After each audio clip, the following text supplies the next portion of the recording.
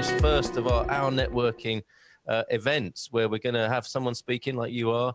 We'll do a bit of a Q&A, and then we'll if anyone turns up or hears this in the replay, it's all about people sharing what they do online, because we're going to be online, we're going to be at home, and we're going to have to connect this way to do business. Before we do that, you were going to tell us about how to stay uplifted, how to stay positive in the chaotic times. And I think, we can agree on that, can't we? That although, like you say, in this moment, it's not chaotic here, it's not a problem here, we're having a nice conversation. We know that in the world picture, in the world context, there is a challenging situation. What would you say to people who are concerned or worried about that, Sandra? Keep on breathing. I wrote a blog about it, but it's so important, because when we get in a panic or when we hear something bad in the outside world, the first thing we do is we hold our breath. Yeah. And it's important to keep on breathing, even put a hand on your belly and really make sure that you keep on breathing, even when something negative comes or when you feel a fear. What I also feel is very important is don't push the fear away, because we're all going through fears, large or small. There are moments that we're maybe in a fear. Feel the fear, embrace it with all your love, all your acceptance. Don't go to the story, stop the story in your head. Just feel what it does with your body, and then it will pass. If you feel a fear just energetically in your body without sticking to the story, then the fear will only take a few minutes, a few seconds. So that's what I advise people. And what helps me a lot is singing a song each day. I choose a song and I play it or I dance on it. And so it's breathing, it's music. And what helps me also a lot is I have these cards. They're from a friend of mine and also a teacher of mine, Mary Diamond. And just pick a card. And today it said, like, focus on healing. So, make it playful. Keep the playfulness there, although it's serious times. Yeah. And another thing that helps me is use aromatherapy. Like the orange blossom, I use that daily now. And it's a very, very uplifting smell. It's a very uplifting perfume. And it does something to your subconscious mind that uplifts you, that doesn't make things so heavy. Yeah. And make sounds, play. Like when I wake up and I feel like, it's too serious, I pretend I'm a baby and I giggle and it's play. Keep playfulness there. If you have kids at home, play with them. Do things that make it playful. Let's keep the child in us warm, nourished, and playful. Absolutely wonderful. Rajesh will need no encouragement about being playful. But so before we go to Rajesh, one extra question for you. That distinction between the story and what's going on in your body, that'll be new to some people, I think. I mean, I didn't always know that. And that was quite a recent realization for me, that, we have the story of what's hurting us or upsetting us. And then we have the reality, if you like, of what we can actually feel in our bodies. Would you say a bit more about that and why it's important to know that distinction? Yes, so we have our thoughts and then we have our emotions. And what we tend to do, because we're not educated in this, is like we have a feeling and we stick immediately a thought onto it. And we go, and then the record in our head makes it even worse and worse and worse. And the feeling or the emotion gets stuck in your body.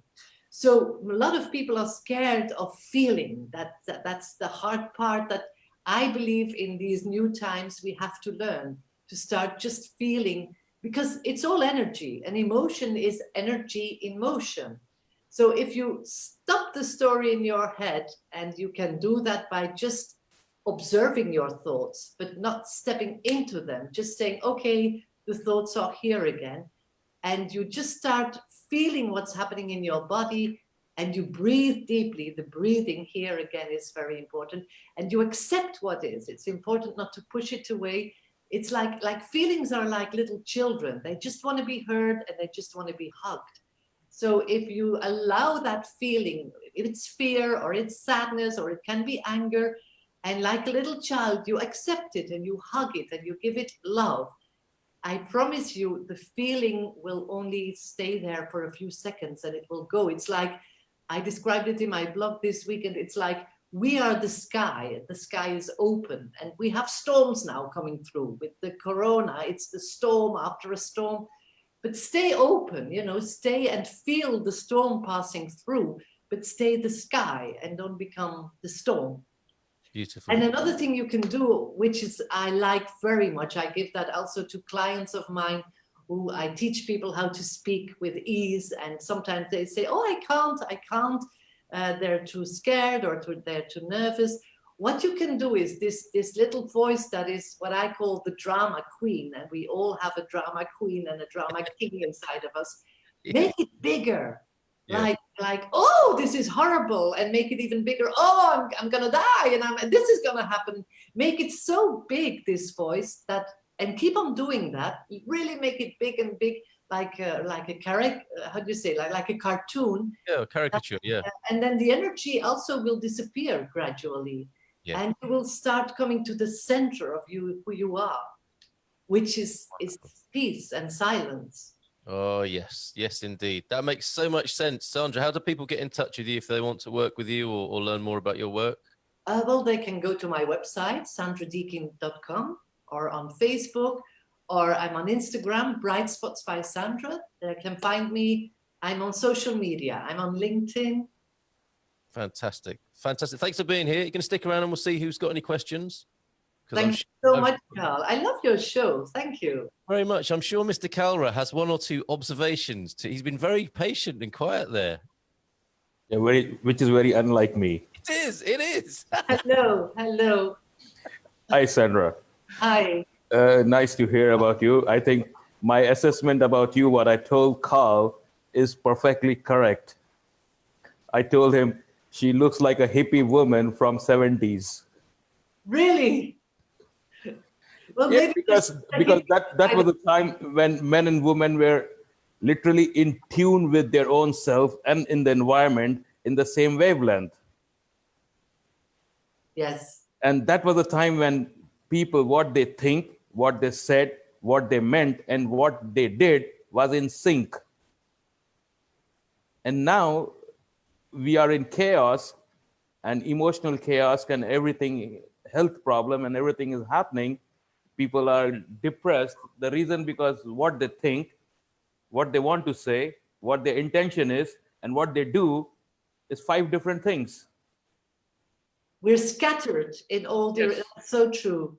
And that is the reason our soul, the interior being, does not know out of those 5 things which one to hang on to.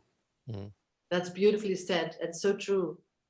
And that's what I keep telling everybody. If you want to be happy, put in sync what you think, what you intend, what you say, and what you do. The moment these 4 actions are in straight line, you'll be happy every time. That's so true. That's so true. We are very much scattered people of today. Because the problem is... This is helping today. I mean, what's happening today, we are coming to a pause, sort of. We have to slow down. The earth and everybody is asking us. So I feel, don't you think this will help to come back into the center of who we are? Yeah, if we stop panicking, of course. Yeah, it will help a lot. But then society also has to understand, everybody says truth will set you free, but nobody is willing to listen to the truth. That's true. And if you tell them the truth, they feel offended.